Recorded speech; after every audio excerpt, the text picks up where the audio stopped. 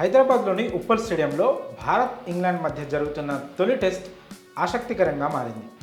తొలి ఇన్నింగ్స్లో టీమిండియాకు తలంచిన ఇంగ్లాండ్ రెండో ఇన్నింగ్స్లో మాత్రం పోరాటం చేస్తోంది. నిజానికి ఇంగ్లాండ్ టీం మొత్తం పోరాటం చేస్తుంది అనే కంటే ఒకే ఒక్కడు టీమిండియాకు ఎదురు తిరిగాడని చెప్పడం సముచితంగా ఉంటుంది. ఆ ఒక్కడే ఓలీ పోప్. ఈ ఇంగ్లాండ్ యువ క్రికెటర్ టీమిండియా బౌలింగ్ను సమర్థవంతంగా ఎదుర్కొంటూ ఒక బ్రిలియంట్ ఐడియాతో భారత్కు చుక్కలు చూపించాడు.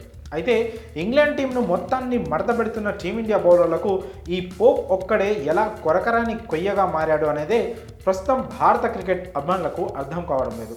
ఇంతకీ ఈ పోప్ పటిష్టమైన టీమిండియా బౌలింగ్ను ఎలా డీకోడ్ చేయగలుగుతున్నాడో ఇప్పుడు చూద్దాం.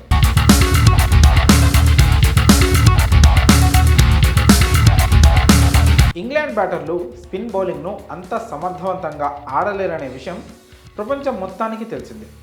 క్వాలిటీ స్పిన్ పిచ్ కూడా స్పిన్కు అనుకూలించేది అయి ఉంటే ఇక వారి పరిస్థితి పసికూన కంటే దారుణంగా ఉంటుంది. ఇప్పుడు ఉప్పల్ పిచ్పై ఇంగ్లాండ్ టీం పరిస్థితి దాదాపు అలాగే ఉంది. కానీ పోప్ ఒక్కడే వేరే టీం నుంచి వచ్చి ఆడుతున్నట్లు ఆడుతున్నాడు. అందుకు కారణం మిగతా బ్యాటర్ల కంటే కాస్త డిఫరెంట్గా ఆడుతున్నాడు. బౌలింగ్కు తగినట్లు టీమిండియా కెప్టెన్ ఫీల్డింగ్ సెట్ చేసి పెడుతున్నాడు. బౌలర్లు కూడా ఫీల్డ్కు తగ్గట్లు బంతులేస్తున్నారు. దాంతో పరుగులు రావడం ఇంగ్లాండ్కు కష్టంగా మారింది. ఇక్కడే పోప్ తన తెలివిని ప్రదర్శించాడు. ప్రాపర్ క్రికెట్ ఆడితే ఫలితం లేదని రివర్స్ స్వీప్ షాట్లు ఆడడం మొదలుపెట్టాడు. ఏ బంతులైతే స్ట్రైట్ బ్యాట్తో ఆడితే ఇబ్బంది ఎదురవుతుందో ఆ బంతులను రివర్స్ స్వీప్లతో ఈజీగా ఆడాడు. దాంతో ఫీల్డింగ్ని కూడా ఛేదించేశాడు. రన్స్ ఈజీగా వచ్చాయి. అలా రివర్స్ స్వీప్ షాట్లు ఆడుతుండడంతో మన బౌలర్లు కూడా ఏ బంతులు ఎక్కడ వేయాలో తికమకపడ్డారు. పోప్ ఇలా దాదాపు 40% బంతులను రివర్స్ స్వీప్ ఆడడం వల్లనే సర్వైవ్ కాగలిగాడు.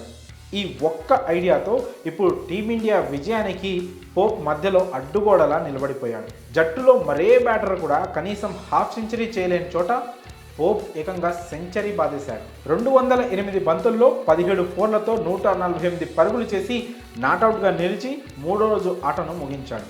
నిజానికి మూడో రోజే మ్యాచ్ను ముగిద్దామని అనుకున్న టీమిండియాకు సవాల్ విసిరి నిలిచాడు. మూడో రోజు ఆట ముగిసే సమయానికి ఇంగ్లాండ్ 6 వికెట్లు కోల్పోయి 316 పరుగులు చేసింది.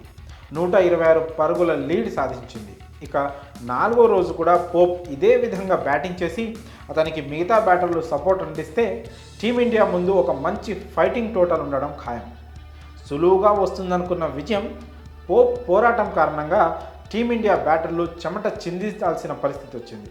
మరి జట్టు మొత్తం చేతులెత్తేసిన చోట పోప్ పోరాటంపై, అలాగే ఇంగ్లాండ్ టీం మొత్తాన్ని అవుట్ చేసిన భారత బౌలర్లు పోప్ ఒక్కడిని ఎందుకు అవుట్ చేయలేకపోయారు? దీనిపై మీ అభిప్రాయాన్ని కామెంట్స్ రూపంలో తెలియజేయండి.